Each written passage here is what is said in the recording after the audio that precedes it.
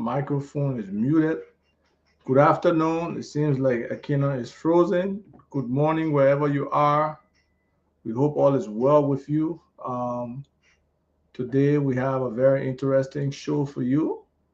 As the title indicated, it's about bridging the diaspora gap, right?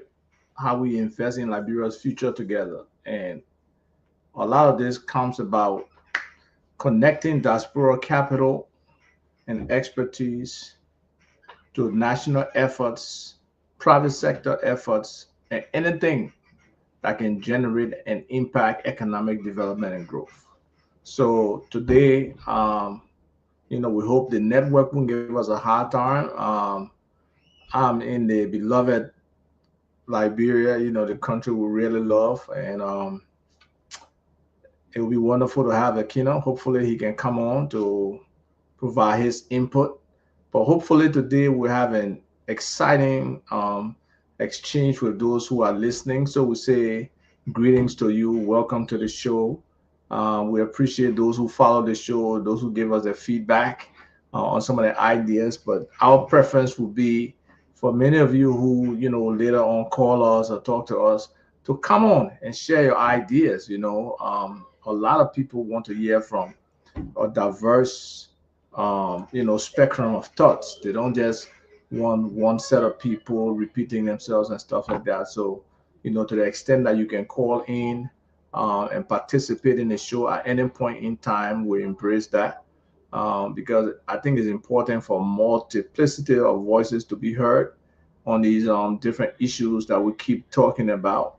A lot of people, um, you know, really have serious thoughts. They got positive thoughts about where Liberia should be. A lot of energy around where we are today and how we can move forward. So, to the extent that more people can really participate in these discussions and be able to share their own views and what they think about how we're doing and what should happen is very critical to the development. And this whole diaspora issue is also another critical aspect. We know this government has been really pushing its, you know, position on the diaspora and where the diaspora should be and how they can participate in the economy. So it only makes sense for, you know, people who are potential partners for people in the diaspora, people who are doing business on the ground, as well as people who have the ability, those in government, to be able to facilitate, to be creative, to be able to do things along with people in the diaspora, to be able to push this diaspora investment. We know there's a gap. We know basically it's like nearly all salaries that the money we generate, the revenue we generate, that was majority goes to 85, 84, 85%. And the other 15%, yeah, there's some, public sector infrastructure projects that go on from that money. But for the most part, the domestic revenue is not being channeled into the private sector, into development and all of that. A lot of it is used for salaries and, overhead stuff, whether it is vehicles, equipment, media, entertainment, just a whole bunch of other activities that sometimes they don't really resonate with the people whose money the government is spending. So today we want to welcome you to this whole idea of the diaspora influence. Most of us know that the diaspora brings in about nearly $800 million a year now over the last two couple of years, I believe. And for a second, I thought that was not real, but I actually saw the data from the central bank, and it is $800 million. That's very significant. If we can harness that, and with the money as it is coming in, some people are doing good things. Some people are investing. Some people are doing business, but we have not built that critical mass yet. How our remittances can translate into large scale investment. There are so many opportunities that if we can bring that money into a critical mass, we can ask of our government, and even at some point demand of our government that we participate. I believe gold today is probably $125 a gram, I believe. So on the world market. So that's significant amount of money for the level of gold coming out of Liberia today that Liberians are not participating. There's diamonds there as well. There's other resources that any large accumulation of money Liberians can get into. Whether it's the simple import and export, we can get into that. There's opportunities there. Whether it's the technology sector, there's huge money going into the technology sector. And a lot of Liberian companies have not scaled to the level where we are comparative to, the international companies. We look at 3-year financials, they will say, oh, we don't have at least a minimum of $500,000 a year turnover. Look at, oh, you haven't done this project 3 times in different places. Look, oh, you don't have audited financials. So that there needs to be some effort on the part of government to ensure that the Liberian technology ecosystem is built to be able to, win some of these contracts, because most of the World Bank contracts are worldwide. They're open. I mean, I've been in some of these pre-proposal conferences, and their Indians are like more than 60 to 65% of the population. And, it's not what we want as a people to be, consistently, basically exporting our loans, right? Because a lot of this investment money or infrastructure development or digital transformation money is all loans. And if we can leverage some of those loans in a way that would build this system where some of the money stays in the country, everything is going out, and we as a people would just be stuck and left there. You know, um, this is a very interesting comment. We are afraid as a people to create opportunities for wealth building. I mean, I would love for you to come on, nominee, and elaborate on that. I think I know what you mean. But like I said, other people need to hear some of this stuff, If people want to call, 301-655-5984 is the number. And, you know, a lot of times, these comments sometimes they need to be fleshed out by people so people understand. Maybe they will just look at it afraid at just fear, but it could be some other things that combine to make it look like we are afraid as a people. Whether it is being able to collaborate, whether it is able to build confidence, because a lot of times people say trust.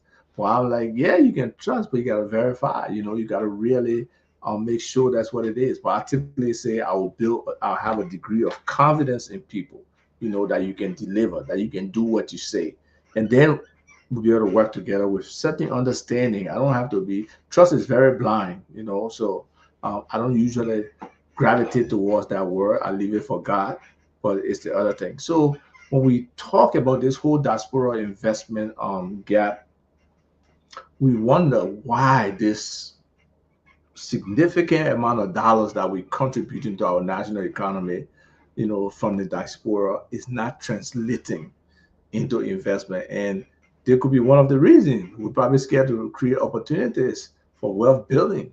Some other people say there's a natural inbuilt resistance to other Liberians, exploding financially, doing very well. We tend to be crab in the buckets. Then there are just the reasons, other people gave, like we just don't have the infrastructure. We don't have the capacity. Our human resources are weak. But it's on us to develop that, because nobody else coming to develop it. Most times we see the knowledge transfer that it doesn't happen. A lot of times, most of the companies that will give work to that come from a foreign country, they don't give us that opportunity to really Akina is trying, but it seems like his network is giving him a hard time. Let's be patient and see whether it propagates into us seeing his face. But yeah, So those are some of the challenges we're facing, Am I there? let's Am I see. in? Are you there? Yes, I am. Can you hear me now? Yes, yes, you are. Happy to Good. have you. How are you? I'm great. I just had to reboot my computer. I didn't know that I had to Okay, reboot it and update it, but I'm back. How are it? Good morning, good afternoon, everyone. now your In now your Radio Land, Facebook Land. How are you? now your image is moving. You can do your little intro and let's get to the topic. Well, thank you, everyone. Ava, once again, thank you. I see that you're still on the road. Thank you for being on the ground and doing everything that you can do, that you have been doing to keep the show going. I spoke to Rufus earlier. They're having internet issues and challenges at the station. So we're not on the transmitter today, but however, we are broadcasting live and streaming on Ava's platform, YouTube. Just linked it up on LinkedIn as well and everywhere else, but we just want everyone to get involved in the show today. Thank you so much. Welcome to Business Talk, as we always talk about, and business. And today, I think the topic is very, very appropriate. Very, very appropriate. Very, very appropriate topic. And it's I was listening to you while things were updating on my side, and those numbers from the diaspora. Remittances coming into the country, they're staggering numbers. In fact, they're greater, they're higher, they're bigger than our national budget. The government budget, the diaspora population,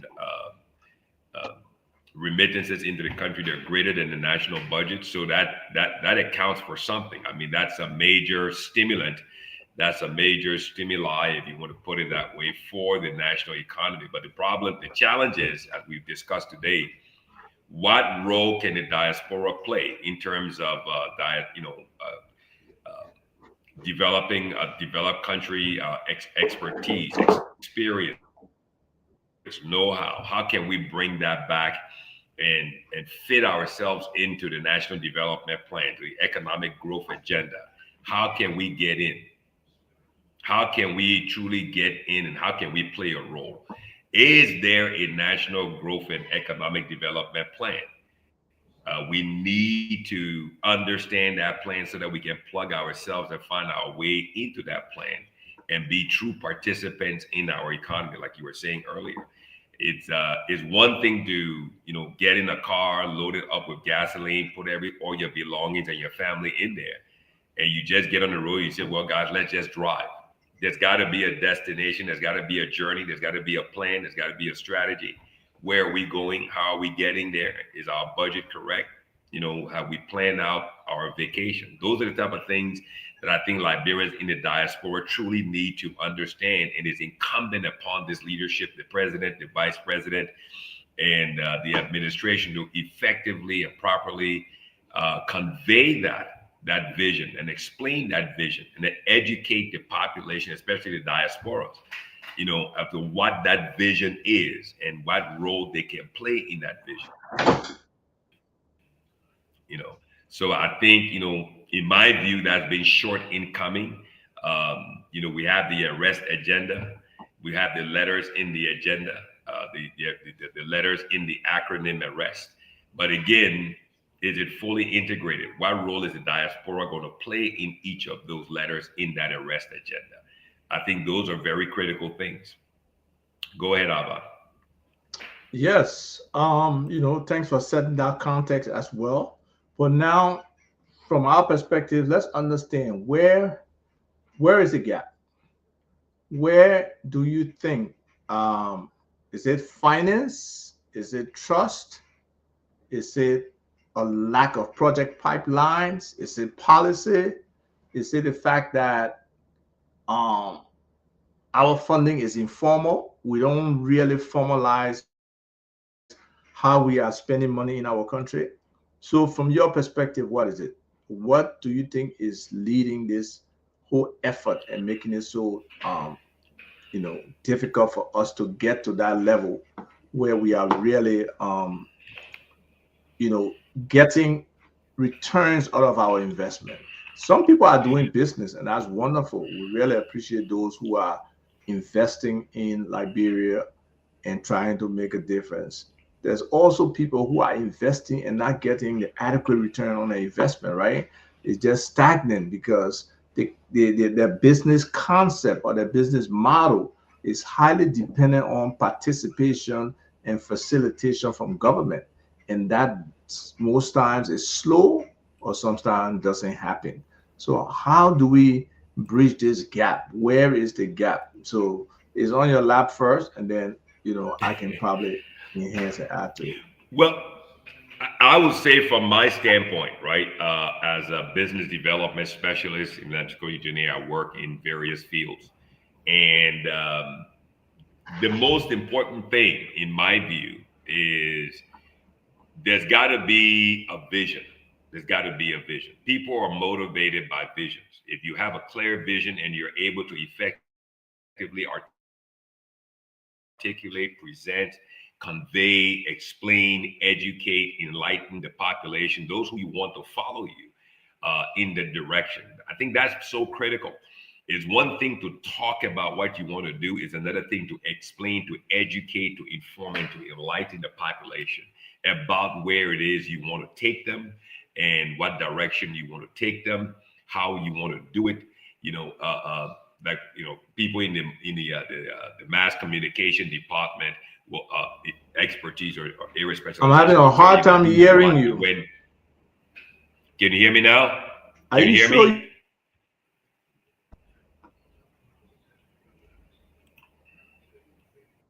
Yeah. Yes. Can you hear me now? Yeah, I think that's where the challenge lies. I think everyone who listening today, if you can please comment, has the government, has the leadership, has this administration effectively and properly and professionally convey, explain, and enlighten the population as to where they want to go, where they're taking them. If you don't effectively articulate that and present that, then how then do you expect people to buy into it? No one is going to invest into something they truly don't understand. If you want the diasporans to participate in this arrest agenda to develop this country, most importantly, not just develop it. As I was thinking about this topic over Thursday and Friday yesterday, the key aspect of development is transformation. Transformation. You need transformation at all levels. You're a project management specialist. You need transformation at every level. No. Let me correct you. Quickly. I'm a project management professional, not a specialist or professional. There's a big difference. I stand corrected. You are a project management professional. And when you are laying out a project, you sit with your stakeholders and you want them to effectively convey and to present to you what is it that you want me to manage from its infancy to completion. Okay. They must be able to effectively communicate that, articulate that, present that, and educate and inform you on that. Because any discrepancy or doubt or ambiguity in that process will affect the outcome. And that's where I think we as a country, we as a nation, we as a people, that's where we are. You want to gather people together, but then there's no vision. And then when you bring everybody together, then the question on the floor is now what? And all of a sudden, confusion and chaos sets in because there's not a who, there's not a what, there's not a when, there's not a why, there's not a why, and there's not a how. And these things have to be effectively communicated. So I think that's where, people have money to invest. People have expertise to bring to the table. And they don't know where to plug it in. Go ahead. Yeah, the point you made is very salient because the government has made the overture to say, you'll come home, right? And like Nomine is saying, yeah, it's more than just coming home. Coming home. That's exactly right. you got to have a plan because some people, if they come, and they need to know there's some level of protection in terms of what they are going to be doing. So government has been great in saying, come home, but in terms of when you come home, where's the soft landing, right? Are you giving me land? Are you creating bankable projects and clear that this is the direction we are going in, and this is where you should put your money? What are the type of projects that you are creating?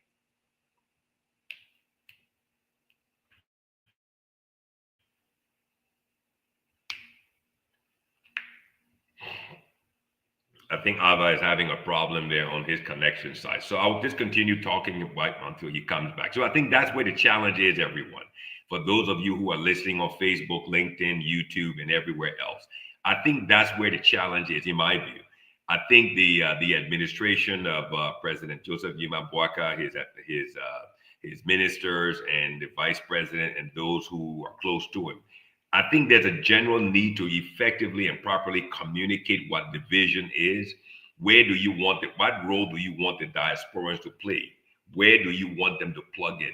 Do you want them to play a role in the technology sector? Somebody there, Lumini Walker said, you'll need to fix the internet system too. I mean, it's not a laughing matter, Mr. Walker. I think the role that technology plays in developing and transforming our economy and our people in every aspect of the economy, from education to social welfare, agriculture, is important. I don't think it's a laughing matter. I think it's a very serious matter. But again, you bring up a very good point. That's a sector where you have a lot of Liberians in the diaspora, be it in the US, Europe, Asia, the Middle East, Canada. These people can place in a development agenda for technology and the role technology will play. But again, as Ava will say, is there a government set aside for these people to play a role in the overall scheme of the development plan? Every county needs, technology infrastructure to connect schools and, the county service centers. Ava, you know that. I mean, is there a set aside in the national budget for Liberian companies to play a role in building IT or ICT infrastructure in every county to connect that county back onto the national backbone? That's a question. The money can be placed in the budget, but is there going to be a I don't know government what set it means. aside exclusively for Technically, only Liberian companies? That's another issue. I mean, again, you come with road projects, civil projects, building projects that are government owned and government funded. Is there a set aside for diaspora Liberians, Liberian companies, exclusively only no foreign entity fronting for, no Liberian fronting for a foreign entity? Are Liberians going to play a very important and impactful role in getting those projects in those counties? Because again, every county needs infrastructure. Ms. Was this Shaya Saleh? Investing in Liberia remains a challenge, primarily because of the high risk profile of the country for most investors, especially venture capitalists. The expected return on investment, return ROI, must justify the level of risk, often upwards of 40% or more. Unfortunately, Liberia's market conditions, limited financial guarantees, and absence of insured investment instruments make it even harder to attract serious investors who need risk mitigation to justify such exposure. Again, Mr. I don't know whether that, I think Shaya, I don't know whether that's a lady or whether that's a gentleman. that's But a again, man. That's a man. You see a Trump okay, man. You see Trump picture okay, behind. Mr. Shaya. So the point is, as you know, there are levels of investments. Okay, so most Liberians in the diaspora will be coming at the lower level. Correct me if I'm right, Abba. Most Liberians who come to invest home, they're coming at the lower level, so they're not looking at risk mitigation, even though it is an issue for them. No, how will you But say they're that? How can no, you say no, they're not no, looking at risk? no, no, no. What I said was, when you look at what his point here is in the context of what he wrote in his comment, he's talking about.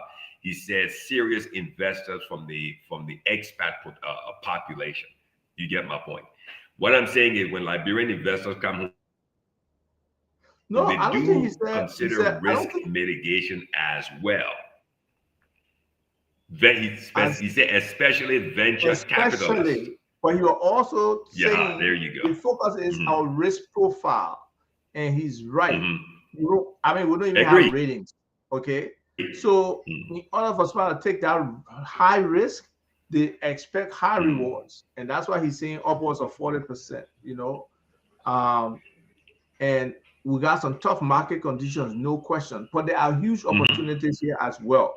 That's And I'm exactly sure right. he's a Yeah. businessman. He can share some of those things. He can come on. We see them around here, but it's about packaging this thing to make it bankable and attractive and getting some assurances from government as to Mm-hmm. how your money has Mm-hmm. some level. The government can't guarantee you 100% you make profit, right? But government can guarantee you certain facilitation that will That's enable exactly you. right. Typical roadblocks that people face in terms of just the ease of starting business, or some of the unnecessary bureaucratic hurdles they go through in terms of Mm-hmm. the Mm-hmm. number of because every signature point, every approval point is a roadblock, There's a typically in the roadblock. investment space. So we have to work on that. We have to find out how we can help, the people who want to invest, the people who have ideas. And sometimes just to get an MOU signed with a government agency, you're not asking them for money. You're just saying, let's establish this. These are my competencies. These are my abilities. This is my network here. This is what I can do. So let's see how you can support my effort. And a lot of times it just like slow dragging in terms of getting some kind of signature or some kind of agreement with our government. So we got to work on how we can facilitate that. And the reason I believe that is, Ava, the reason I believe that is because I don't think those who are sitting, again, let's go back to my point when you asked me that question. The administration, in my view, in my opinion, from where I stand, from where I sit, from where I'm looking, my perspective on it, right? They have failed in conveying, presenting, educating, and enlightening the diaspora on what this vision is. Nobody knows what the vision is. They're making this up as they go. And when you make things up as you go, then naturally, every time people get adjusted to you turning in one way, you change the goalpost. When they get adjusted to that way, you change the goalpost. And then so as a result, nobody wants to commit to something that has a nature of instability and inconsistency. You look at what Saleh is talking about here. There's got to be some consistency for an investor to put his money. Risk is accepted. I agree. Risk is accepted, but there's got to be some form of consistency. And like you rightly said, once you have the vision, then what you do is whether it's on infrastructure, road building. Why shouldn't there be a set aside for Liberian investors? Liberian investors, a set aside X But amount the, of millions the, of the thing dollars, whatever is, the case is. to a large extent, Mm-hmm. let's Mm-hmm. sometimes you want to say this, but the liberalization policy is there. Even if we work that policy, that hundreds of millions of dollars in those sectors that can be really accrued to Liberians. But unfortunately, Anything new. we got Yeah. we got expats in Mm-hmm. so many different levels of our economy where they're not supposed to be. And the That's exactly trending, right. I call on the Ministry of Labor. The Ministry of Labor should know the direction the economy is going and be able to pick up our people and say, these are the areas you need to build your skills in or need to do whatever you need to do. For example, we just signed, I believe, an agreement with an oil company, right? A Mm-hmm. company Mm-hmm. what's carved out for Liberians in that whole, process. If the Mm-hmm. people coming to start, drilling in the next 4 or 5 years, how many Liberians are prepared to actively participate for us to utilize the local content? How many Liberians will be prepared to provide the food on those ships, to provide the water on the drilling machine? You from Houston, you know the services that surround the oil drilling sector, right? So how are we preparing our people? Those are so many things that really should be laying the foundation, of attracting diaspora. There are a significant number, I believe, of Liberians in the oil sector on that end too. They can be an active part of, in the private sector of beefing it up. Are we recruiting, to find capacity?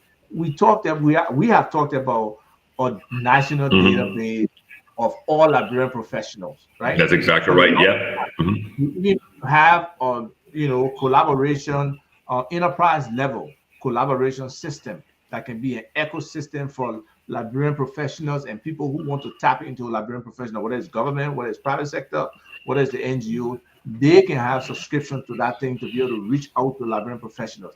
It's a mentoring tool. You can say whether you want to mentor or not mentor, but I show it to government and zero. There's But no commitment to do that. But just at this recently, the Minister of Foreign Affairs said, "Oh, we want a database with Liberian professionals." So, if you want it, Liberians have already built it.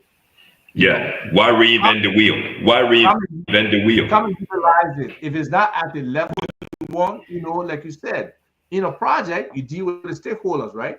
Look at That's it. what exists, and if you need to modify it, you need to change it in any way, we do that. But we are saying, get us involved, participate with us. The Yeah. capacity is among Liberians. Yes, we need some room to collaborate more effectively, to have all these kind of situations where all the Liberian geologists have a team, of ecosystem that they can operate from. All Liberian engineers have one. All Liberian, technology people, they have one. And then we'll come together to see the different pieces of the puzzle, how they come together for us to support this development. But if we cannot build that ecosystem of Liberian professionals where we can really engage each other, collaborate, bounce ideas, and sometimes we may disagree because there are multiple ways to implement some of these projects or do some of these things that we want to do that we call development. And there are multiple Liberians making an effort creating systems. Okay. And it's good to compete. That's what government should embrace. I get it, German people talking about MOU. Well, I will give you another MOU. Again, there's somebody suggesting Steams, right? And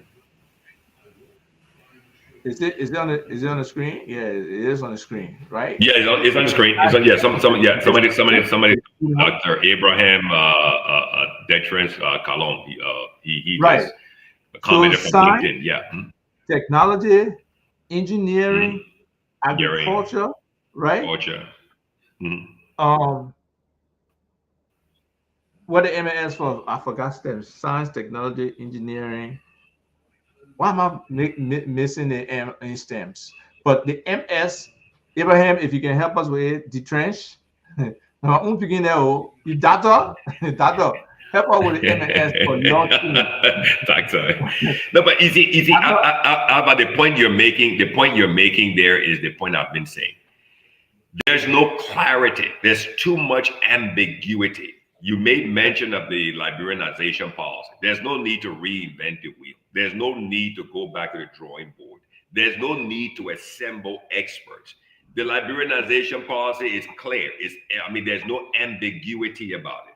There's no doubt about it. This is something that's on the books. All that is needed for that arts and sports. The M is for math. Yeah, math. Yeah. So the Liberianization policy is already on the And, book. and It's a some fixer. people, for some people in STEAM, the A is for arts. Mm. For some people, the A is for agriculture. So it depends on where you're asking where his I6 teams is in terms of the S. So we got to find out from him. But Yeah, I yes, mean, and we have ideas. Many want. We got to find a way to upgrade it. and like I said, Alva, Go ahead. the Liberianization policy is on the books. Am I the This problem? is something. This is something that is already on the books. The challenge with that Liberianization policy that hinders the growth and economic transformation of the country is what? Is the E word, enforcement. There's no enforcement behind the Liberianization policy. So you have a lot of expats come into the country, okay, and they see, like we saw earlier this year, or last year when we had the show about the remittances into the country, $800 million. $800 million is no small money that pours into this country from border to border. It comes into the technology infrastructure through mobile money, through whatever it is. And when people are coming to Liberia, they're focused, laser focused on that $800 million. If somebody, you can do the math, 10% of $800 million is 80 million. I mean, that's $80 million, 10%. So these folks are coming in and they've got a plan, they've got a strategy, they've put together a team, they've got their subject matter experts, they've got a vision, and they know exactly what they want to do to get their piece, their portion, or their section of that $800 million. So the question now is, does this administration have a depth of understanding that such money is in the system, and that's money, like we said. I mean, that's diaspora sending that money in. But if the Liberianization policy can be enforced, and the set-asides are already there, like you said, the set-asides are already with the Liberianization policy. There's no need to reinvent the wheel. So if there's clarity of vision and effective articulation and presentation of this vision, and then providing some sense of understanding as to what role diasporan professionals can play. And they gotta find wins. They need to find wins. That's exactly right. Yes. The success, yes, that's exactly right. People in the diaspora. This person is making a point. The transparency in our investment sector is not there. And yes, I disagree with him that you have to guarantee your return. No guarantee on investment, right? But at least to a large extent, when you look at your risk and you look at your potential to get returns, your potential should be higher, right? And then you go in there. So if it's a 60-40 thing, people will take that high risk and they will try to get in there and do something. And then they need to do. That's exactly right. The tracing of funding and the fact that people want bribes. Those are concerns that we know people over the years, people have expressed about our country. And that needs to change. We see this government trying to out the people who are, doing corrupt stuff, who are getting contracts in a corrupt way and all of that.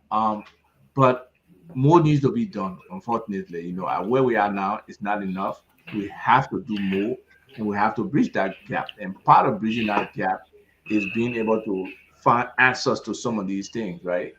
And when these people come, what are they getting from the government? If I'm retiring 4 or 5 years, why can we build a program that, really caters to people who are coming? A specific program. The 1 or 2 agencies are building a diaspora desk. We already have a diaspora office in the mansion. We have one at the Ministry of Foreign Affairs. I don't know what the current state is now. But if you have that office, what is the strategic plan for that office? Let's just limit it to the end of this government term. From now to 2029, what is the strategic plan for diaspora engagement? Is it having a diaspora conference and then having, what do you call it, a return every December, the return, and then mid-year private diaspora conference? It has to be more substantive than that. It has to be very clear. Even the whole citizenship thing, I don't know if it's clear to people who got foreign spouses or diaspora who have U.S. citizens, how they can get back to being fully respected and embraced as a Liberian. So there's a lot of things that need to happen, and transparency like this person raised is one of the major. Yeah, and the thing is this, Avad. I mean, it's great to have conferences. Conferences cost money. Conferences are not free. You're paying international airline tickets. People are flying across. You're paying for hotels. You're paying for Uber and Lyft and transportation. You're paying for security, so forth and so on. All of them, plus literature and everything else that goes into it. But the key again, the vision, the plan, the strategy, the effective articulation and presentation of the vision. You talked about the oil and gas sector. Last week I was in West Texas at the Permian Basin International Oil and Gas Show. You talk about services. The company I work for, that's what we provide. We don't turn wrenches or run wires or cable. We just provide the service of products, equipment to oil and gas producers, service companies across. It's a it's a $1 billion business. That's the services aspects. So in that production sharing agreement that was signed with Oranto, that came earlier and got the block, and then we all know that story, resold it to Chevron. What are the terms and conditions of that production sharing contract? What is the Liberianization clause or clauses going to be fully implemented and enforced in that? Oil and gas production offshore has a tremendous amount of services associated with it. You look at telecommunication services. The rig needs services in Liberian waters. They need data services on the rig. You need food and catering services. You need sanitary services. You need equipment supply services.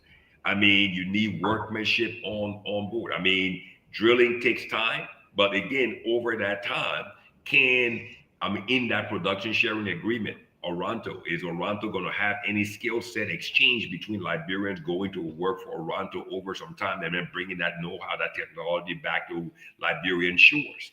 Those are all aspects. I'm not saying it's not there. I'm just asking the question. Because again, we're not looking at that. That's one of the challenges we have. We're not looking at these things holistically.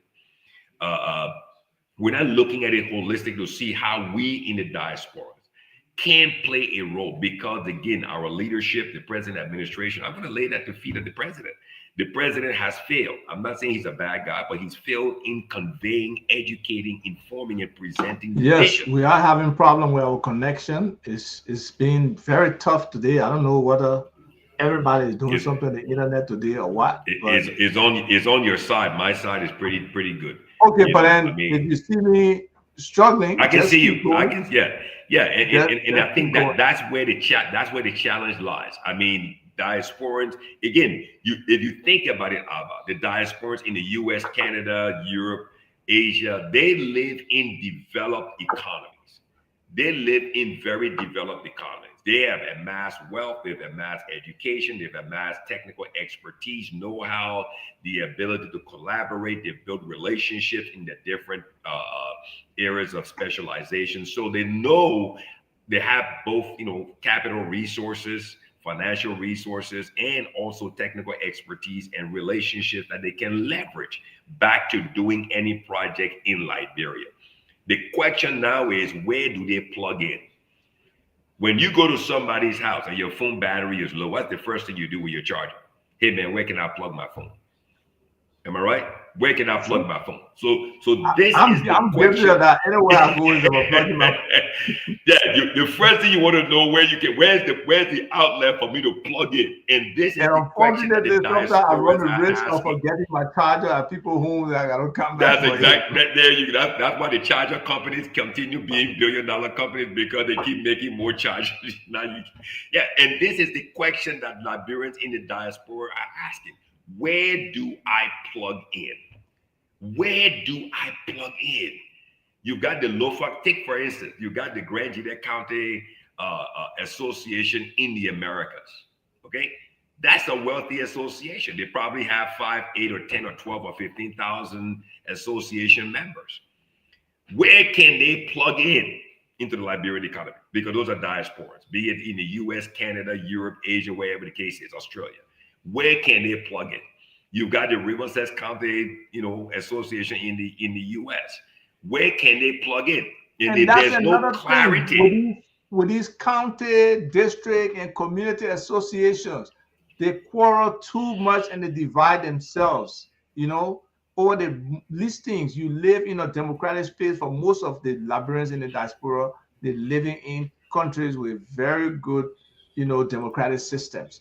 But whether it's leadership transition, whether it's respecting decisions, or whether it's just working together, we don't have to be friends to work together for a greater cause. We don't have to be buddies. And that's what a lot of people don't understand. Once you have a different mindset or a different thinking pattern or a different position on certain issues, they feel it's hate. We have to elevate our intelligence quotient, especially our emotional intelligence, to understand that We can have, disparate thoughts. We can have totally divergent thoughts. But at the end of the day, there's a process for us to, come to what that final decision will be. And once we get to that final decision, let's all stand by that decision and support it. Not because Mr. Phillips originated an idea, I don't support the idea, then I don't want to be involved. I don't want to contribute when my contribution can be very meaningful to the success of the whole.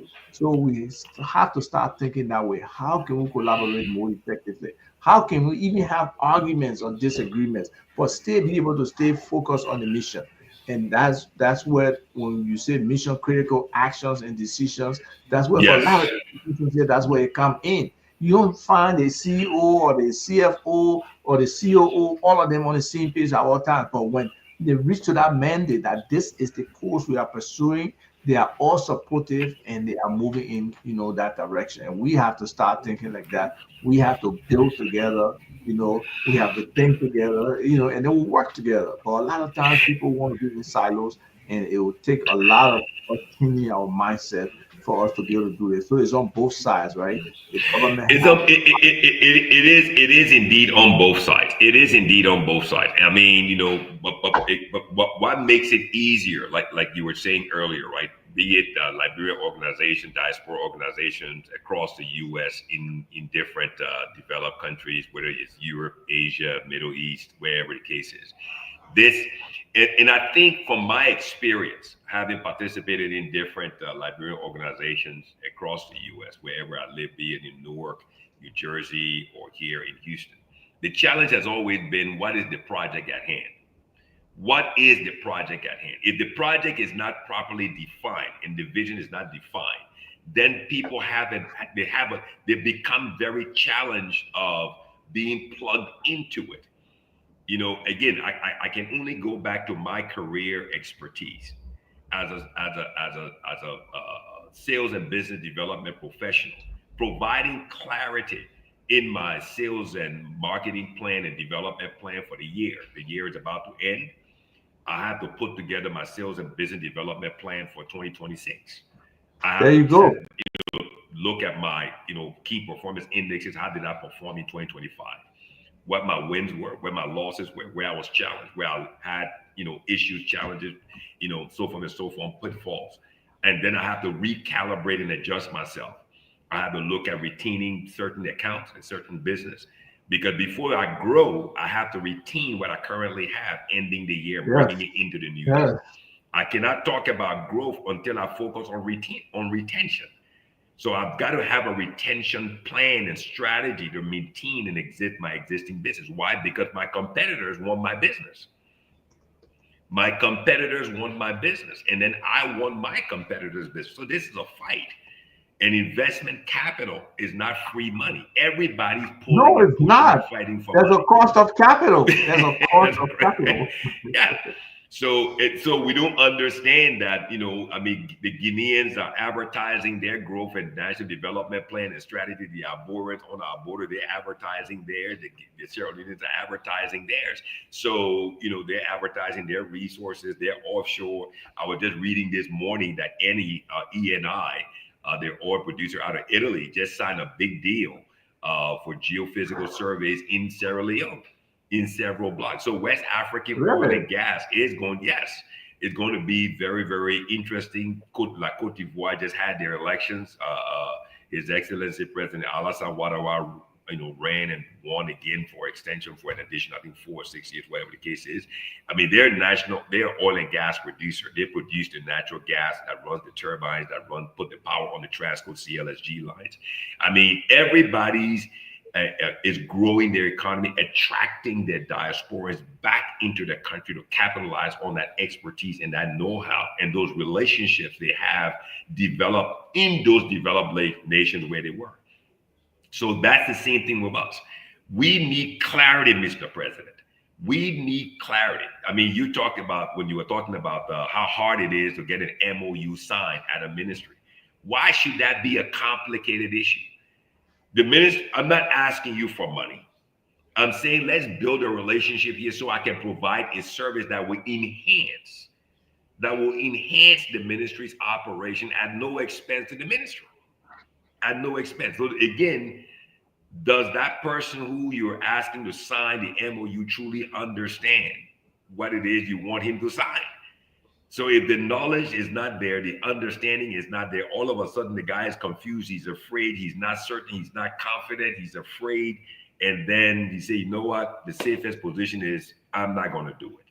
Or he would just delay you, stall you, prolong everything. And, you know, if for most people, the best position is just to remain in the same position where they are.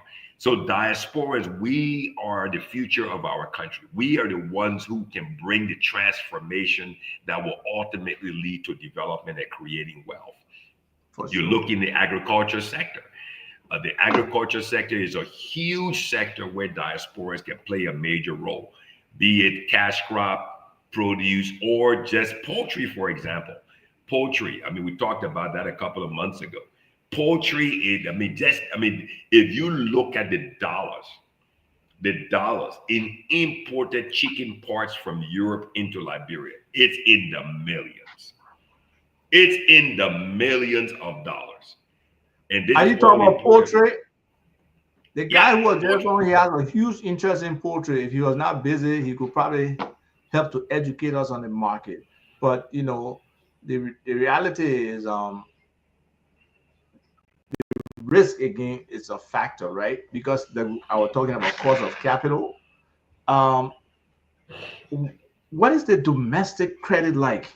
I mean, sometimes the risks are too extraordinary for people. You know, if you borrow at 20%, 17%, 20%. You know, welcome to the show, Manan Sumo. Isaac with a spoon. Welcome too. Yeah. Okay. So Isaac is saying chicken is a $40 million input market. Where Isaac is that a $40 million input market in Liberia? But that's small money. So he could be talking about Liberia. I cannot validate the amount, but he's talking about chicken. He's not talking about eggs, and that's what some people got to notice. The local market in Liberia is primarily eggs. We're not supplying actual chicken. Yes, people grow their chicken here and there, but you know, the actual chicken, we don't supply. It comes imported, and whether it's real chicken or not, some of us don't know because that's exactly right. Yeah, and we talked about on that show, chicken in the Liberian diet is a delicacy because everybody cannot afford it. So if you start growing it domestically, so let's just say for the sake of argument, let's just say for the sake of argument for the show today. We're talking about the role diasporans can play. I mean, poultry investment, you know, not from the eggs perspective, but just from the bird side. $5,000 can get you a small poultry starting with maybe 300 to 400 birds. And if you do it right, you can get a recurring revenue every month, and you identify a market, put a good sales plan, use the media to advertise your poultry product, your chickens, and you can move it out and you can get a recurring and create jobs. Because if that $40 million is just on imported chicken pots, right? Wings, legs, whatever the case is, just think about what that can do for Liberians in the diaspora investing in poultry in the different counties. Because if you say imported chicken, okay, where is it being imported? It's not coming into Buchanan, it's coming into Monrovia. If it's coming into Monrovia, then you got to transport it into Banga, transport it into Kakata, transport it into Torota, all the different markets we may have to get the chicken pots. Okay. Then you got electricity issue to make the what? To make the ice to preserve it. You get my point. So again, that's why it's so important. Domestic poultry production in every county could be a major economic growth and transformation agenda for the present government through the Ministry of Agriculture. But again, what role can local Liberians play? Can the government say, hey, you know what, we're going to put in $1 million per county and make it a $20 million loan, and not loan, but a $20 million set aside to fund poultry production in every county in Liberia, and then attract the diasporas to invest in that market? Because $40 million in poultry pots coming in, you're not even factoring in the energy consumption aspect of it. Because you go to the Kakata market, the women who sell the chicken, there's got to be somebody who has a 20-foot or 40-foot container running on generator as a freezing compartment just to store their chickens every day so they doesn't spoil, so they can come back in the market. That guy's making money. He's not in the poultry business, but he's just providing cold storage capability for all the women who's selling fish and selling poultry parts. You get my point? So this is an integrated, as you know, go back to your ecosystem. It's an integrated ecosystem, and we in the diasporas need to understand this system and find a way to what? Plug into it. Plug into it. Plug into it. Isaac Witherspoon said, yes, in Liberia, and it is mainly eggs. Ava, you're right. Chicken parts like the feet and the wing. There, my point is. So it's not even the entire bird. It's not even the entire bird. And that's the thing. And people got to know, the thing with chicken is, any two legs, right? Or any two wings, a whole chicken you're talking about. So you need a lot of chicken to supply that market. You want to domesticate this thing where we slaying chickens to put into the market. So, it's about really thinking through our economy. That's exactly right. That work. And it's not an easy thing. Nobody says it's easy, but the government has to take that responsibility to do that. They got to look at all the non-performing loans we have, and just Liberians too, though. We have to start to pay our debt. We can assume that you can just walk away from a bank obligation or even another individual who lend you money. I mean, personally, I got thousands of dollars that I lend to people that they don't even care whether they're gonna pay back or not. So Ava, you just mentioned something so critical just now. You said something that is so powerful, that we need to critically analyze the ecosystem of our Liberian economy. Very critical point you just made, because sometimes we take for granted, like I was just breaking down the poultry pot, right? Every marketplace, you go to Habel Market, you go to Cotton Tree Market, you go to Kakata Market, you go to Redland Market, you go to Douala Market, you go further out. Every marketplace. The interesting thing is, again, I keep saying this, you've got people who are coming from the outside. They're looking at this $800 million.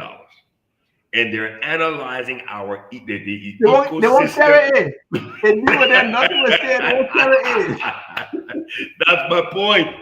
They're looking at this $800 million, and they're analyzing the ecosystem of our economy. Okay? Let me give you a point. Look at Iron Gate. Look at Iron Gate. The Iron Gate community, not too far from Walakiri, Sweat Junction, right there, right? Okay.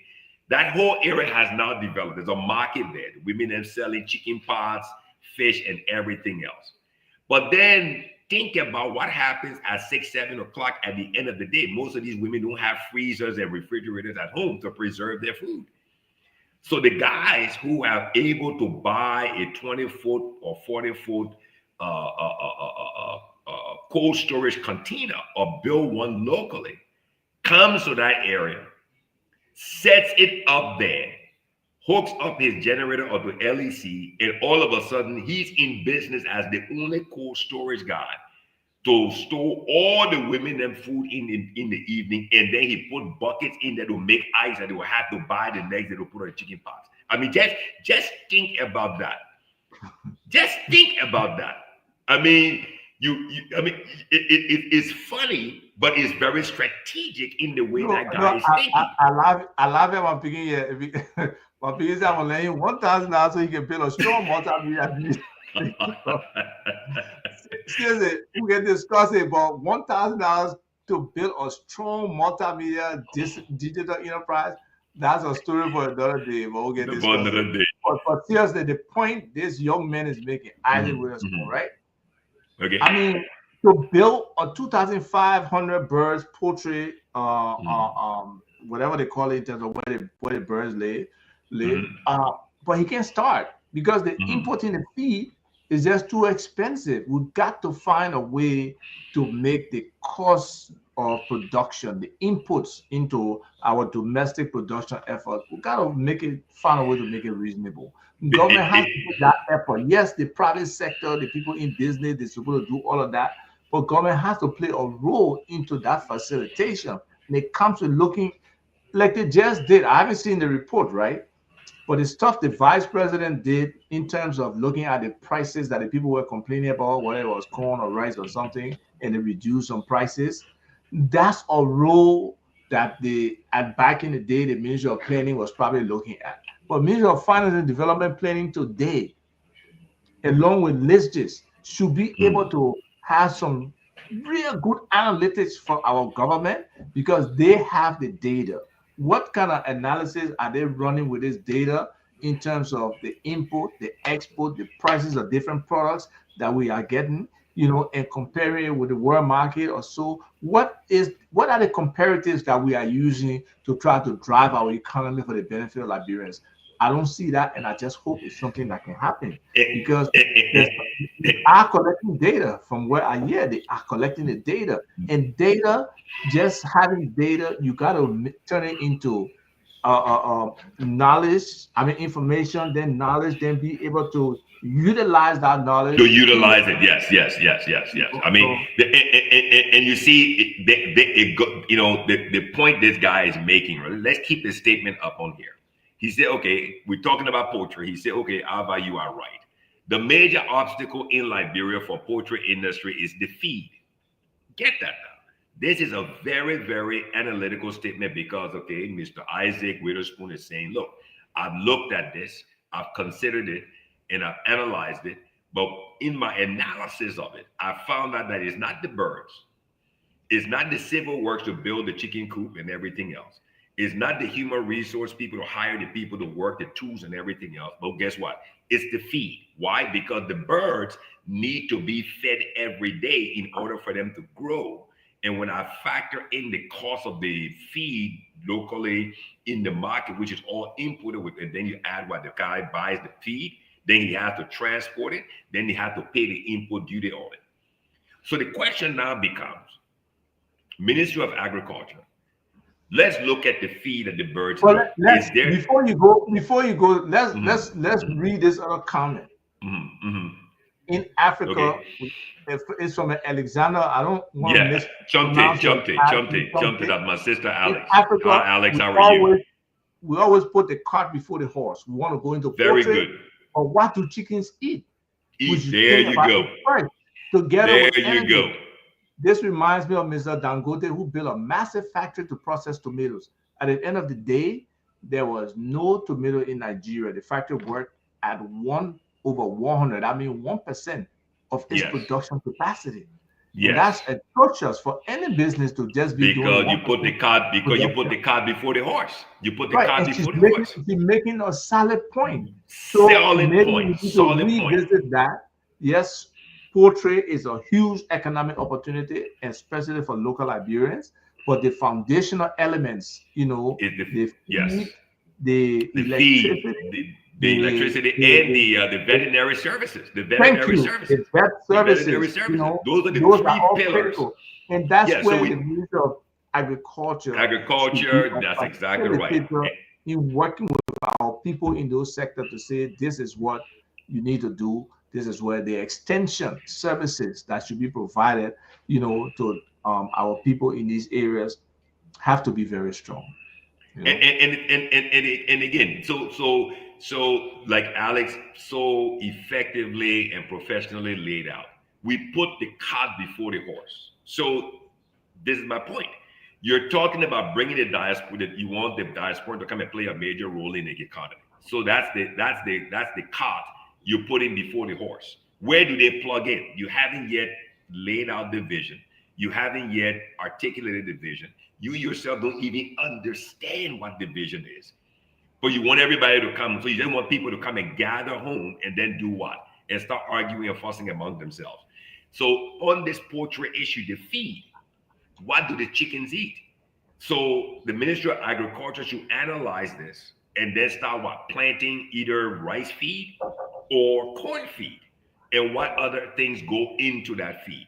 And let's start growing it domestically. So there's a whole agriculture sector that grows, that plants 60% of the feed is maize. That's corn. There is no farmer in Liberia growing maize on commercial level. I mean maize, not corn. There's a difference. Okay, thank you for the education. Thank you for the education. I'm an engineer. I'm not an agriculture and an agronomist.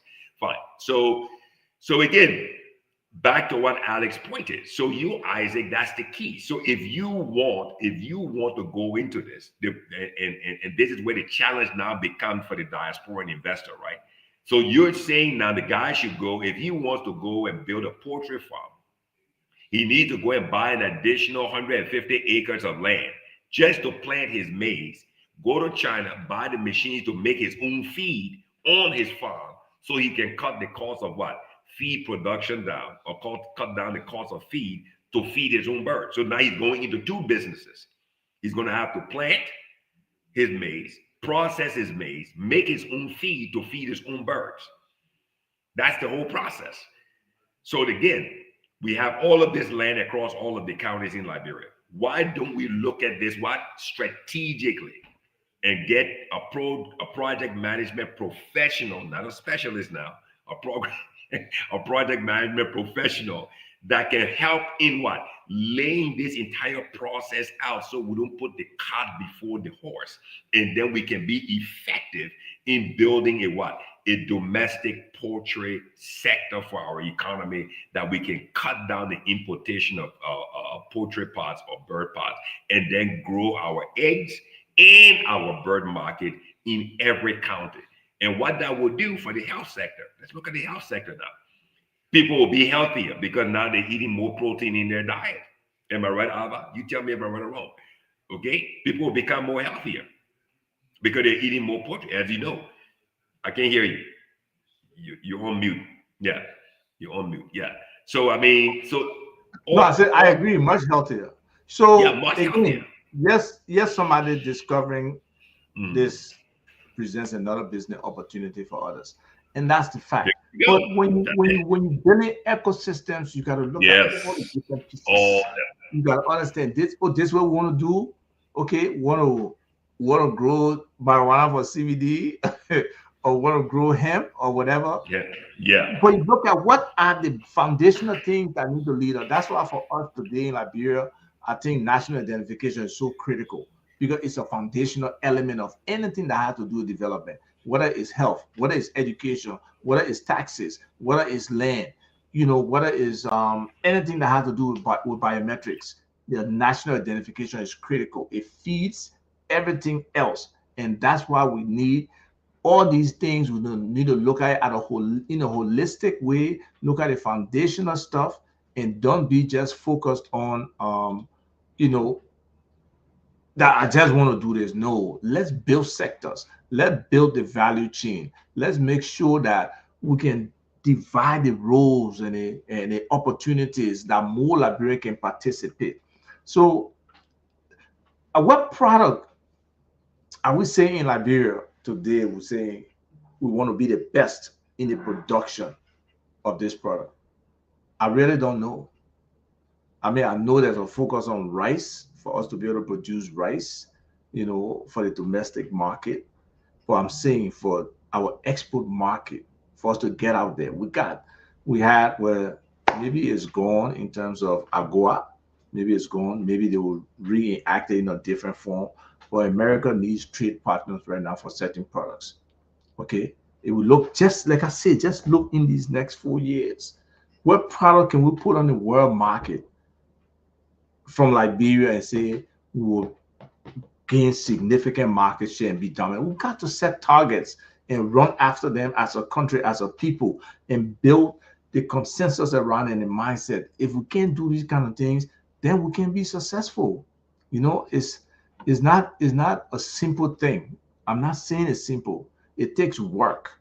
But if we don't do the work, if we don't put our first step there, if we don't have the vision, we don't set the targets, we don't explain all the different players we need and what the roles are, and be able to monitor and evaluate the efficiency in those different roles, and to be able to find substitutes when they are not performing up to par, because it has to be a coherent and cohesive system.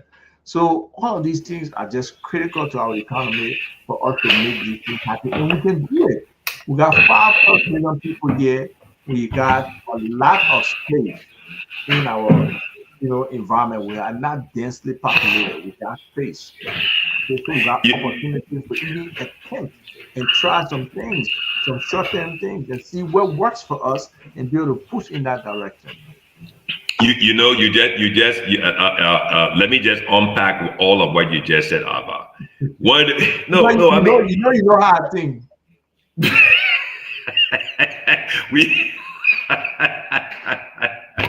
that you see, that's why we make a great team. That's why we make a great team, because you know how I think and I know how you think. That's why we make a great team. I mean, if I unpack what you said, right? I always listen to key words that people say. You said something earlier, and I'll reinforce it. We need to we don't do critical thinking. We as Liberians, we're not critical thinkers as it relates to the ecosystem of our economy. Our economy is not just one entity. It has so many different parts.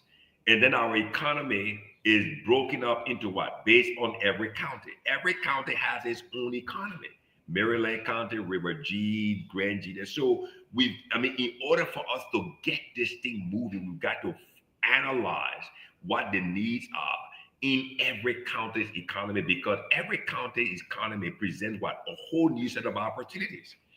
A whole new set of opportunities. There are opportunities in the poultry sector in every county. And this is exactly what T4 White is saying along with you.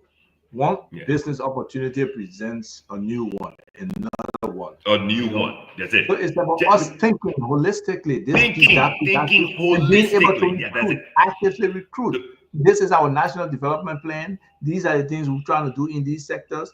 But these are the different pieces we need to make it an ecosystem. That's exactly right. Yes. And then we staff to the plan and to the development agenda, because there's got to be one development agenda that will be broken up across every county. Every county will have to replicate that same development agenda and implement it at the county. And that's what I was asking the other day, right? We got county development agendas. I don't know how much it paid, maybe $500,000, maybe $1 million to develop those agendas. And I read the one from River says. I mean, it was well done. At first, I was critical, right? Because I only saw a list of projects, and that's the problem.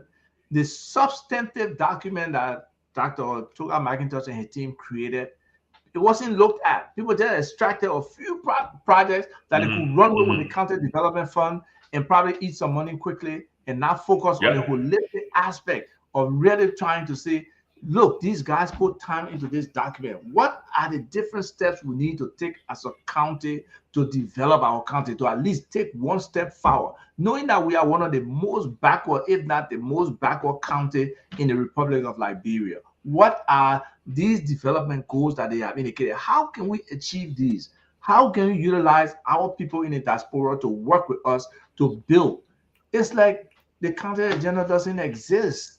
And that's a rich document. It would just be unfortunate if it just sits on the side for the next 3 years, like they did in 2008 when they did the first one, the CDA, and nothing came out in, no serious development, just one or two token projects that were never really completed. People took money, no accountability. Those things need to change if we must really develop our country, really. Go ahead. Expanding on that fact, right? On that point, again, the county development agenda. In that county development agenda, what role are the various expat companies that are exploiting natural resources in that county? What role are they playing in that development agenda? Okay, what role are they playing? And then if you have an expat company exploiting natural resources, be it timber, be it gold, be it in the mining sector, whatever it is, what role, can the diasporans play in terms of creating local companies in the county that will create jobs to support that development agenda? You get my point, okay? So again, there has to be critical thinking. And you look at the Local Government Act. The Local Government Act is a very important part of the National Development Agenda because it localizes development. It localizes transformation. It localizes creating a leadership structure in every county at the administrative level to run the affairs of the county. But again, every county has a diaspora population abroad. What are the senators and the representatives from those counties? What bridges are they building to connect with the diasporans across the world to bring investment back to the county? In fact, I mean, I will argue that the most important investment team in every county are what? The two senators and the representatives from those counties. Those should be the key investment team that will bridge with the what? With the diasporans from that county. That's where it should start.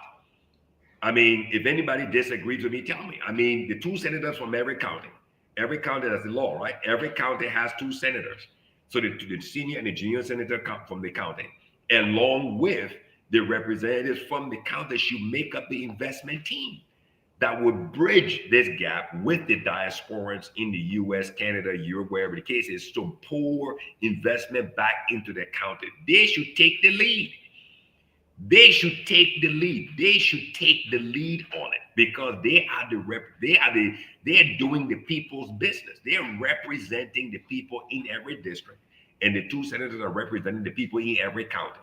So the two senators from Riverside County and the representatives should make up the investment team that will link with the Riverside County Association in the US, Canada, Europe, wherever the case is, to bridge this gap and say, hey guys, we need to develop the county. This is the county development agenda. We're going to go in the House, we're going to go in the Senate, and we're going to fight to bring money back to the county, so that you guys in the diaspora can invest in agriculture, create the small businesses, invest in telecommunications and ICT or whatever the case is. This is how this thing is supposed to work. It's clear, right here. You know, the smart entrepreneurs during the California Gold Rush were the ones who sold the prospectus, the pickaxes, the shovels, the restaurants, and hotels who provided services. They bulletproof themselves from the risk because you got limited risk at that level, right? Because you know that target market is getting those things because they want to do that work. We can apply that concept in many areas, and that's a fact, whether it's dairy, poultry farming, or agriculture, even the tourism area.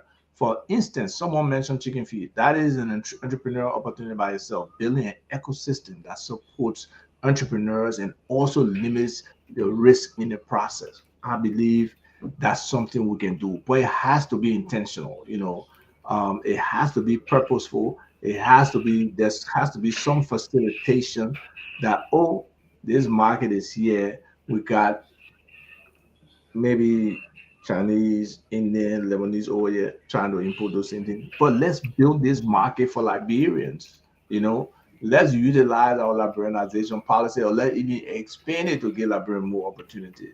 The key is we need our money to stay here, to circulate a little bit more before it runs out of this country. And that would create churn and turnover in the economy when our money can go around a couple of times before it exits from here, whether through capital flight, just regular, or whether through criminal enterprises. But we know money is not staying in the country, and we need to change. It's not staying there. So if you look, I'll expand on that fact. If you look at this $800 million of remittance that's coming into this country from the diaspora population abroad, right? So where's the development that is supposed to be, directly proportional to it? Because don't forget, this money is greater, it is larger, it is more than our national budget. This is $800 million. It is larger than our national budget. So, and this is money, this is person to person. You send that money in, the first two people who get a piece of that money is MTN and Orange. That's the first two people. Sendwave gets their portion. MoneyGram, Western Union get their portion. And then once it hits the guy's phone, he's got to cash it out. So Orange and MTN are strategically positioned because they've analyzed the ecosystem. They're getting their portion because now the young guy who's the mobile money agent, he gets his piece as well because he's the human ATM. So we need to analyze this. We Liberians in the diaspora, we need to come together. County organizations, alumni association of different schools. We need a tribal organization. This is how, again, this is how we're supposed to work. We need to take ownership of this. We need critical thinking and analysis. We can't just sit down and get together over goat soup and fufu and talk rebuilding the country. No, we need to sit, have critical analysis. Look, I mean, let me give you one other area of the economy that's growing, that will have long-term growth. The energy sector. Do you know how many light poles are needed in Liberia? How many light poles are needed now? They're running the line from Buchanan. No, we thinking. I know they're doing something from Monrovia down the Robert Highway. We thinking, hopefully we can provide a service to do some geo-referencing for that stuff, that it can help with maintenance and being able to know what's going on. But it has to be something where our people want those services, especially the people who would pay for it, the LACs or government or public works or whoever, So yes, energy is high. And the LEC is making commitments. They really believe that this dry season will not have the energy problem we've been having. And we just hope, that's what happens, because we know the impact. But what I'm getting at is, as the great as what's his name, Mohammed Sharif, as the MD and his team, as they put together the plan to their dry, what I call their dry season strategy, to make sure they have the capacity equal to, or maybe at least equal to what the rainy season capacity is, to meet the load demand, so that they don't have load shedding. The grid needs to expand. The grid needs to expand. So as the grid is expanding, there's a strategic need and requirement for what? For utility poles. Yes. Utility poles. So you can't run the wires on the ground. You need utility poles. So is LEC, is the Ministry of Public Works encouraging Liberian contractors to what? To build cement poles that LEC can buy to help to build the grid, to extend the grid. This is a major aspect of the economy, because if we understand and have an appreciation of the role that energy plays in our national development and economic transformation and job creation and investment attraction to this country, energy plays a role. But how will electricity extend? Okay, you're driving from EWA Junction to Robertsfield. The transmission lines are there. But guess what? Everything on the right and on the left-hand side of the road has to be fed. You need feeder lines going down those roads, and you need utility poles. You go, when you get to the Robertsfield, to the Unification Town substation, you need to feed, you need poles to go all the way out into Doodlestown and everywhere else. You get to Cottontree, you need feeder lines again. So again, this is a segment that I'm afraid that those who are coming from the outside will analyze our ecosystem of our economy. They will strategize, they would do critical thinking, and they would develop a plan and a strategy, and they would what? They would position themselves strategically in this sector, and LEC will have to buy the poles. LEC has to buy the poles, because the problem is, if you bring wooden poles, the agriculture sector is going to kill the poles. Why? Because every time we do slash and burn agriculture, guess what happened? The fire burned the LEC poles. You see, that's why the cement poles are very strategic. We are getting some interesting information from people. I know we share this, and Manu will understand. You meant chicken consumption is critical to food security in Liberia. We understand that's what you meant. The Ministry of Health and Agriculture must work together to achieve food security. Currently, chicken consumption rate is largely sustained by inputs. A fact. As local production limited. Some reports stating that in 2023, Liberia imported 44 million worth of poultry meat. I can believe that easily. A significant portion of which is deep frozen chicken parts, true, the legs and the chicken feet, chicken wings.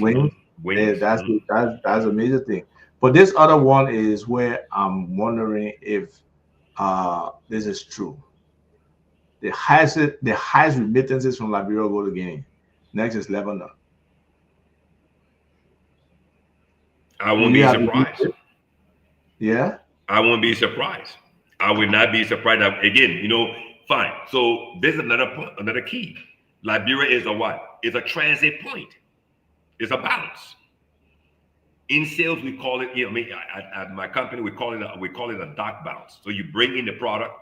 By the time it hits the dock on the receiving side, it doesn't even get on the shelves. It just bounces at the dock, and then we have to ship it right back up because the demand is there. So people are using the country as a transit point to move money because they don't want the money being accounted on the other side. So again, that's a national security issue that has been disclosed, revealed here on the show today. But again, if you go back to his point, he made the comment you had up there. He put PO. What country is the source of all that chicken coming from? He only put PO. Go back to that Yeah. comment you put up there earlier. I don't think, Mana, you can share the actual country where you say those things are coming from, but I don't think. He only put PO. If you go to the comment before there. Comment before there. Yeah, there you go. Yeah, PO. Yeah, right. Yeah, PO. So is it Portugal? Is it Poland? Which country is it? Which country is responsible for all of that importation? It's again, $44 million. $44 million. And that's just two wings and two legs. Or no, two wings and 2 feet. That's all we can afford. We can't afford the whole bird. Only 2 wings and 2 feet equal $44 million. Keyword, Alcana. This is how it is supposed to work. Liberia owned by the vision killers, one bribe for the people who work for you, stealing justice system, weak accountability zero. We are tired talking. Well, again, we got to keep talking because some of these things can change. I mean, some people, Joseph Burger and some of his team are trying to put their foot down now. So we just hope that can continue. The justice system is weak. We don't get the desired results. It's just up and down. The lack of accountability is stark. People stay operating with impunity, and people don't want to account for what they're supposed to do in the right way. And yes, there is still corruption. There is still stealing, and until some serious examples can be made, can be set. Yep. Yeah, okay. Yeah. Poland, he said Poland, Brazil, UK, and the USA. Exactly. So again, here it is. There it is. So the takeaway from what Manesmo is saying here is this: 2 wings, 2 feet from every bird. So the thighs, the drumsticks, the back, the neck, the breast, all of that stays behind because we can't afford it in our economy. So just think about that. 2 wings and 2 feet equaled $44 million. Look at what the cost is if we could grow the whole bird in country, create jobs, create wealth, and decentralize poultry to production in every county. We get to keep the entire bird. We get to keep the entire bird. And producing those birds at the county level creates even more jobs where? In the agricultural sector. Why? Because we got to plant the maize and process the maize to make the feed to feed the birds that the birds got to grow. So again, what we talk about today, where does the diaspora plug in? Do you plug in on the plant growing side to plant the maize and then buy your equipment from China to process the maize to create the feed, to feed the poultry market domestically? Because what this guy is saying is that there is a demand in country. People want to go into the poultry business, but the cost of the feed is hindering that segment of growth. So again, we got to think holistically. We've got to strategize. We need to do critical thinking of our agricultural ecosystem. We got to look at it from the county level. We got to segment it. And that's how the diasporas will be able to plug in. And then again, I don't think we should rest, we should wait, we should rely and depend on the president and the leadership presenting the vision. I think, in my view, Ava, correct me if I'm wrong, tell them, anybody who's commenting, watching the show can tell me if I'm wrong. The 2 senators from every county and the representatives of that county, bear the ultimate responsibility because they were what? They represent the people in that county. They are the leaders. They are the They are leaders. the And leaders. most of the They're the time, leaders. they inject themselves into the county development fund situation, That's the county exactly right. social Yeah. development fund, Yeah. and push the superintendent to the side because they feel they Yeah. got more gravitas and more weight. They got more gravitas and more weight. It's So about how they should whole take the lead. decentralization can go on, Yeah. how we can empower the local leadership to be able to generate their own income, whether it's from taxes in terms of a certain percentage of real estate taxes that they can, and that's why we say the cadastro is so important for this country because the real estate sector But man, can help this how country about grow. stop there. That change that word called cadastro. Please break it down. Break Okay, it down. so Maybe that's the reason. Maybe that's the reason why you're getting so much pushback. Maybe it's because of that word you keep using. so the identification of every piece of property from a geospatial perspective where it's tagged, you can just get coordinates and be able to know that place. And having it tied to every individual, especially to the social security number, what the national identification registry is supposed to produce. That's what we are calling the cadastro, that whole map of Liberia, that every space on Liberia is identified, the ownership defined, whether it's public land, whether it's government land, whether it's private land, whether it's corporate investment or so. Everything is defined, and we know basically what our tax base is. We know the structures that are on those, and we continuously update the geospatial information to provide the necessary intelligence that goes into, our tax system, that goes into our land administration system, that goes into the court system. All of those are critical, and those are things that if they happen, it will just boost our economy, the value of land, the importance of land, and the opportunities that exist in land. And you bought homes before, Aquino. You know the different stages in that ecosystem around land in the US. You got the person who will validate that your deed is your deed, right? The title Yeah. company. You got the person who actually will be there to lay on each of the forms that you need to sign. The realtor. So the sector is there, is built, is continual. Even when the sector depresses in hard economic times, it has the potential to rise again because Because the data is there. The data, that's it. Yeah. land The data never is there. dies. Now they want to say they got archive here. I wonder why you got archives. Maybe you should have a repository, but not archive. You're not archiving the land. I can always come and divide any piece of land. Yeah. I can always add another piece of land to another piece of land. So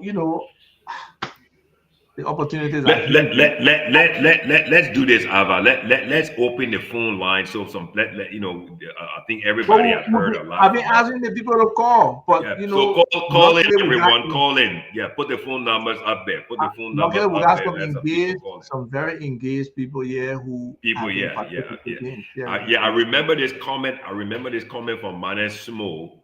The last time we talked about the poultry sector, he said that on the previous show, I said to eat chicken is Christmas, Ramadan, New Year, and July 26 days. This limitation is driving the high protein deficiency rate in the country. Exactly. This speaks directly to the health segment, to the health sector. It speaks directly to it. And somebody else talked about, I think it was the same Manes Small. Somebody else talked about food security. I don't know what our leadership, our government defines as food security. Because food security is growing your own food, being self-sufficient with your own food. You're on side. Yeah. It's growing our own food. So poultry, which is a major that could create, that whole poultry industry has its own ecosystem. And if we could decentralize that in every county, just imagine what that could do to transform, to strengthen, to enable, the population, the young people, middle age and older people, how we could increase their protein intake at the county level that would minimize diseases, illnesses, and sicknesses. So, this thing, we got to think holistically and be very strategic and intentional and purposeful in developing a plan and a strategy, and then bringing the right people together. So the two senators from every county and the representatives from every county, They should be the leaders, the drivers of the diaspora connection back to their counties so that they can position the county organizations in the US, Canada, Europe, wherever it is, to pour money back into the counties. And I think that's the best way to go. Poultry is a major aspect, and then other aspects of the agriculture sector, be it rubber. Rubber is another area as well. The energy sector, making the light poles. Here it is, they're running the lines from Buchanan down to River Cessna. Once the power gets to every intersection, the power's got to go 3 or 4 ways. You need poles. So if you're having to the power in River says, I can't wait to go there. They say the lines have run in River says. They were lit up. I saw a couple of pictures. I agree, but and I'm not condemning, I'm not criticizing, I'm not castigating anyone. But the key thing is those poles on those pictures had to be brought all the way from Bangladesh. Those poles are made by Jungle Power, very, very great establishment, very great company, led by its CEO and managing director, Mr. Floyd Toma. But again, making poles in Buchanan is a sensible thing. That electrical contractors or civil contractors in Buchanan should be making more poles, because Buchanan needs 2, 3, or 500,000 utility poles to effectively distribute the power. To effectively distribute your power, hang your transformers, sub-distribution lines. Those are jobs that can be created locally at the local level. Don't let an expat company come and take that because Liberians are well able to do it.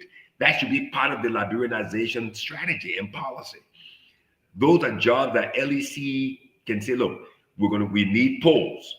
Certify as a LEC contractor, these are the specifications for the poles that we need. This is the height, this is the thickness, the depth, whatever the case is, and we need these poles made. Test the poles, certify the poles, and create jobs in Buchanan. And then that line runs from Buchanan down to Riverset, and then from Riverset ultimately probably down to Sino. And you need thousands of poles, and that's a whole segment again. Critical thinking of the economy, of the ecosystem, is so strategic. The energy sector, the poultry sector, the rubber sector, the education sector, the health sector, the telecommunication, ICT sector. We need critical analysis of the ecosystem. So the telephone lines are up there. Pick up the phone and call, and we'll get you on the show. Pick up the phone and call, we'll get you on the show. Let's move from chatting online to talking. So raise your voice. Don't be a silent listener today. Let's talk about this thing.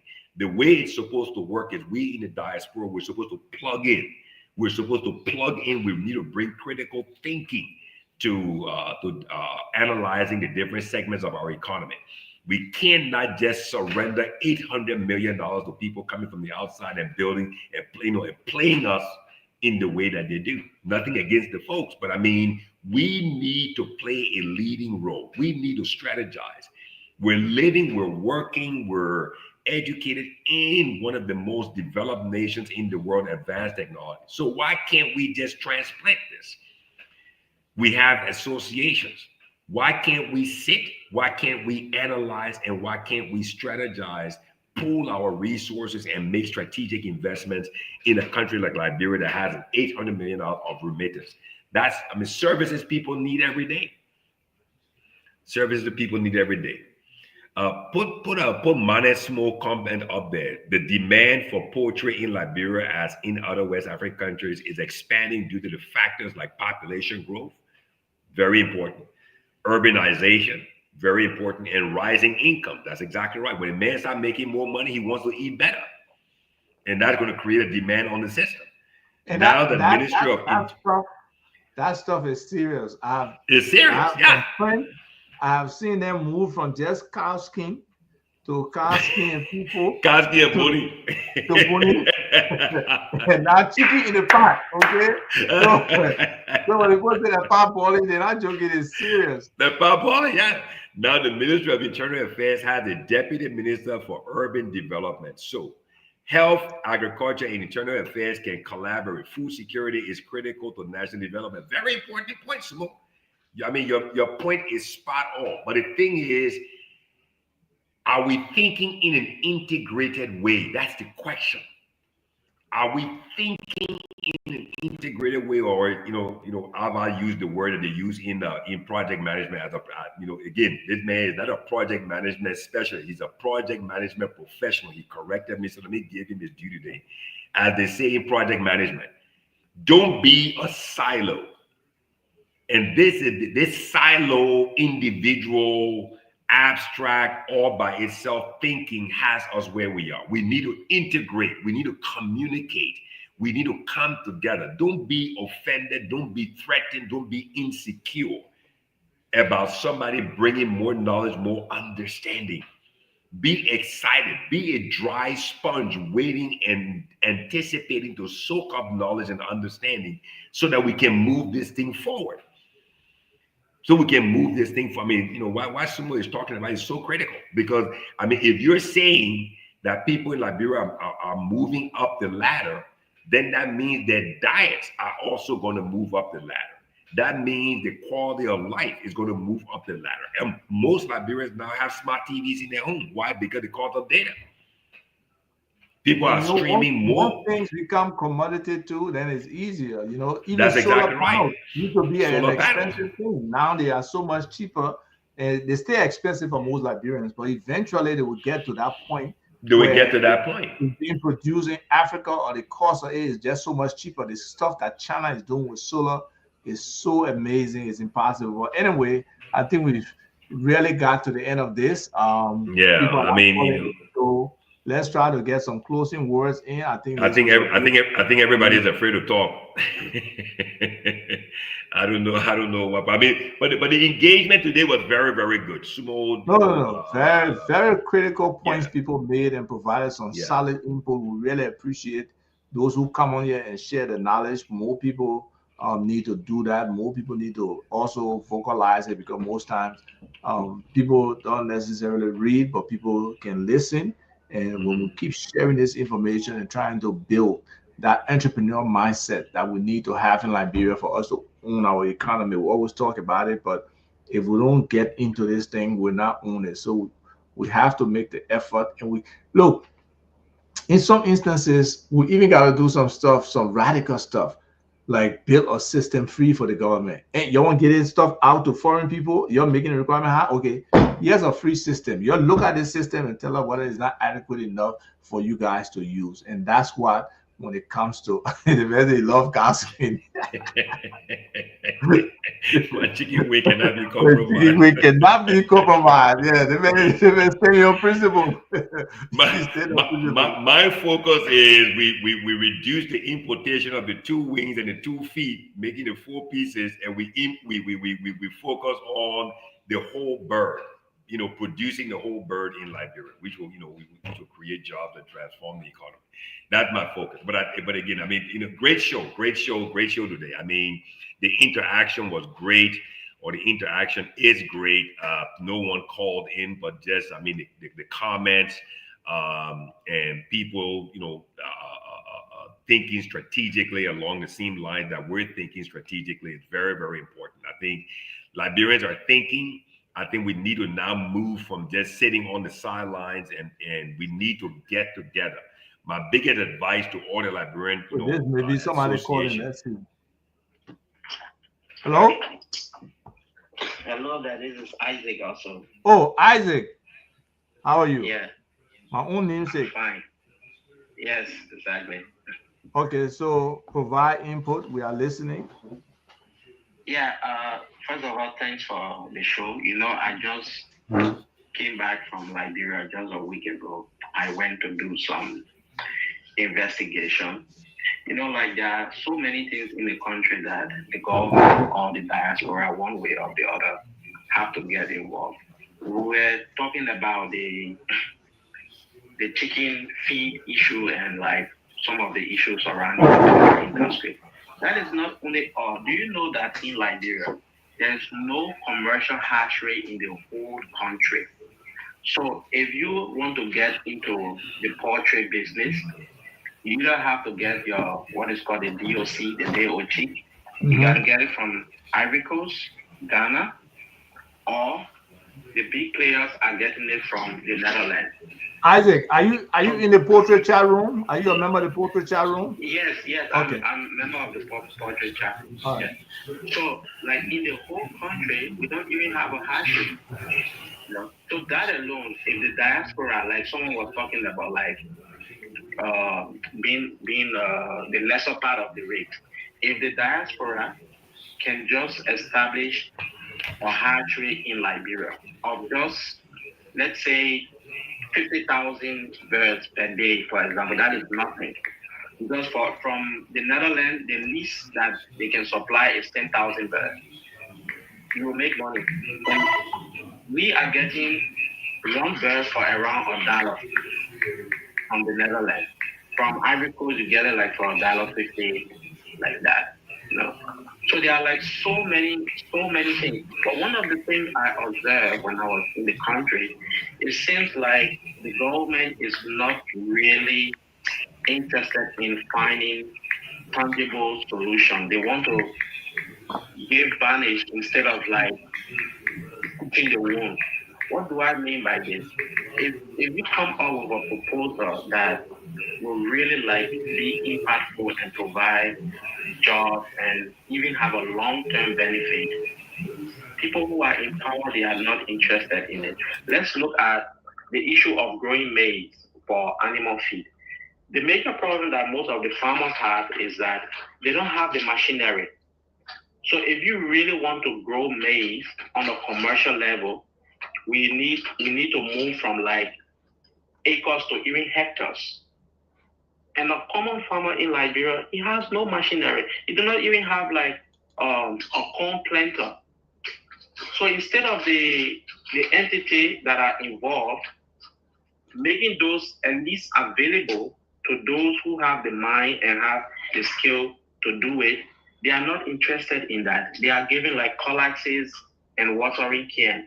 What can you do with colaxes and watering can when we're talking about supplying maize to farmers? And you said you are in the portrait shadow. There are like now some middle-sized poultry farmer in Liberia, but they are facing this problem, you know? So we have to mitigate that. Yes, definitely. And again, it will take some discussion. I know they just had elections in the portrait sector. They got a new chairman and some other people. So hopefully the momentum will be built as we talk about these things, and people come like you, share your experience in the sector, and other people share it, and we know the level of consumption. Every little kobo shop, they got one little piece of chicken for a chicken wing in their food. So we know it's being, people are selling it, people are buying it. So how we can become an active part of this, and how we can do some domestic production of this much needed input into our cooking, it will make a difference. Well, thank you for calling, Isaac. I would like your number. Thank you so much, Isaac. Thank you so much, Isaac. Thank you so much. All right. But Isaac, that caller brought in a very important point, and it confirms what we've been talking about today. There's no strategic thinking.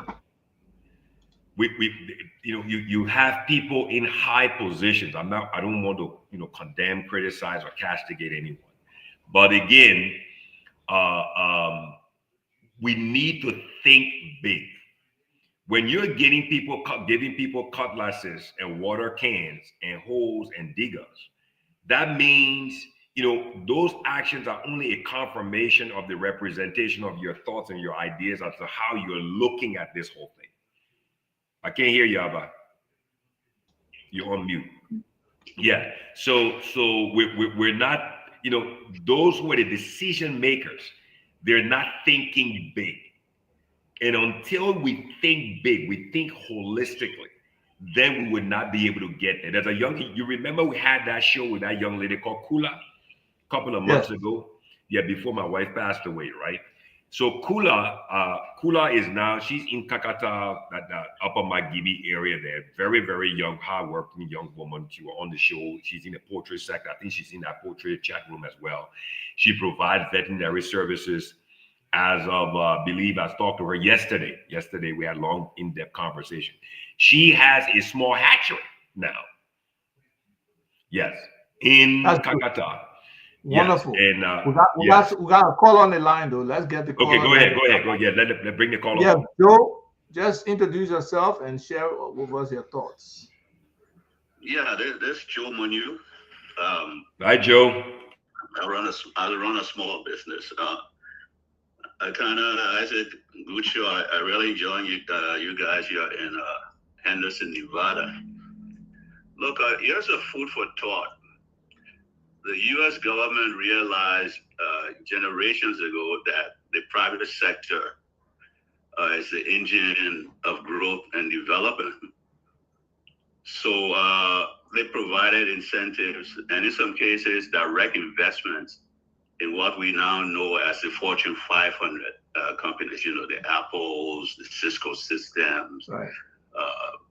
And those sort of companies. Coca-Cola, the strategy was to ensure that these companies were successful, and their success will morph into government success, through an increased tax base. I believe this is a concept for the government of Liberia to adopt.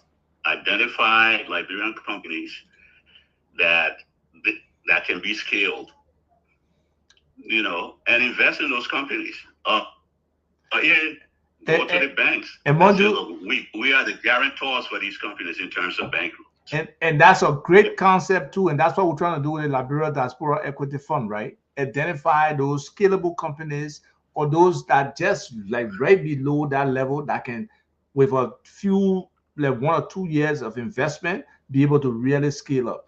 But if government can create that platform, that opportunity for Liberian companies, that would be even better. But that's one of the key targets of the equity fund.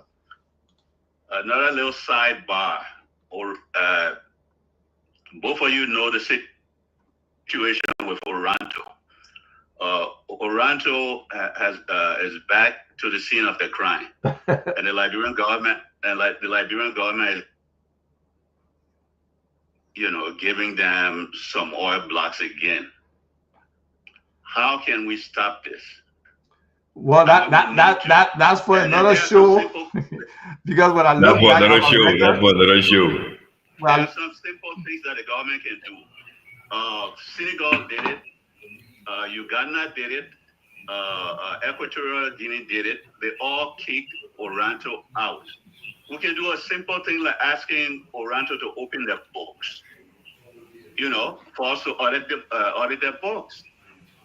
That's one simple strategy the Liberian government can do, because these guys are just coming to flip blocks. There's nowhere that those guys have gone from, concept to actually drilling, from bidding to drilling. Nowhere. They don't have that history. Right. And that's the thing. We don't vet. Our due diligence is poor with these things. And some of them, because people are compromised who are in those positions, like the last time with this guy who bought the All Blacks and became now supposedly a billionaire or millionaire. Yeah, Prince Easy. Yes. Yeah. He flipped it for the gold to him was some reports said 200 million, some say 150 million. But imagine if his Liberian enablers, if somebody got 10% of that.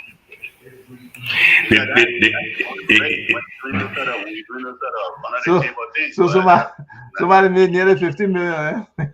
Exactly. Because somebody can charge 30%. I mean, some people are brutal, but anyway, I tell you, we fought that. We're in the what they call it, CCL chat room at the time, and some of those things are going on. We're fighting them, but unfortunately, nothing happened. So, folks will be in this struggle for a long time, but until the government can change in terms of the gatekeepers being gatekeepers for the people rather than their own interest, we'll always have these kind of challenges of bad concessions and selling our natural resources cheap, the pennies on the dollar.